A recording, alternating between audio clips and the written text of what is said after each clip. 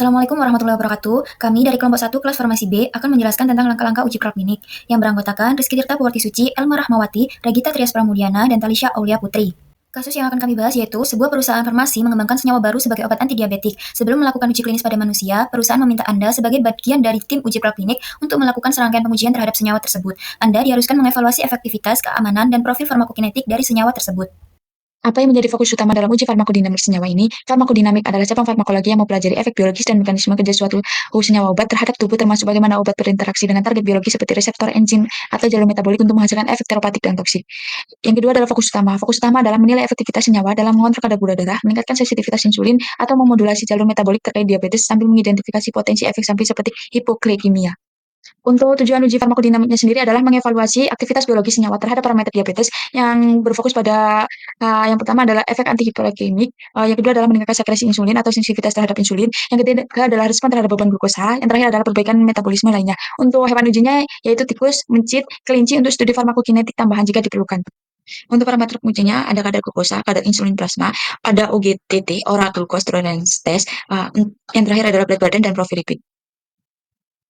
Pertanyaan nomor 2, bagaimana Anda merancang uji farmakokinetik untuk memastikan senyawa ini memiliki profil pada waktu yang optimal?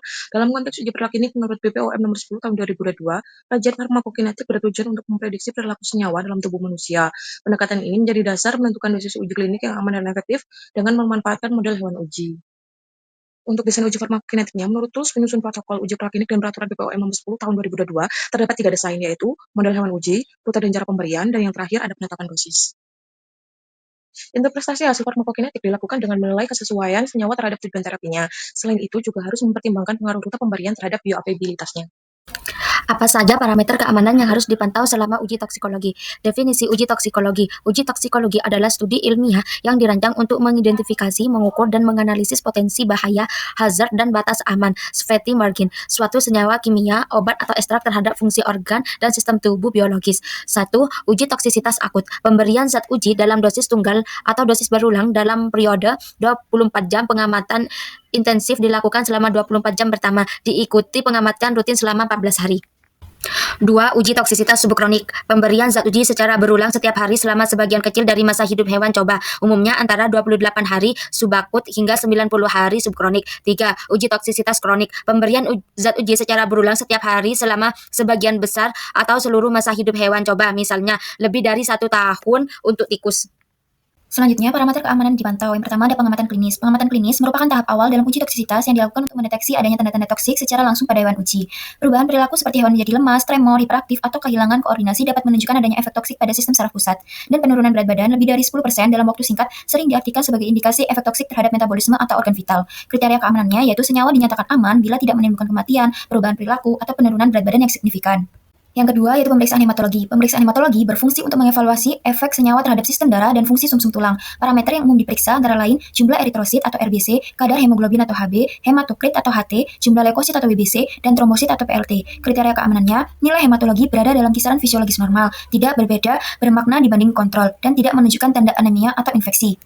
Yang ketiga yaitu pemeriksaan biokimia klinik. Uji biokimia klinik digunakan untuk mendeteksi kerusakan organ dalam, khususnya hati dan ginjal. Parameter penting yang diperiksa meliputi fungsi hati seperti SGOT, SGPT, bilirubin, dan albumin. Fungsi ginjal yaitu ureum dan kreatinin. Peningkatan enzim AST dan ALT secara signifikan menunjukkan kerusakan sel hati atau hepatoseluler. Kriteria keamanannya, tidak terjadi peningkatan bermakna pada kadar enzim hati dan ginjal dibanding kelompok kontrol. Jika terjadi peningkatan, nilainya harus ringan, bersifat reversibel, dan tidak diikuti perubahan histopatologis.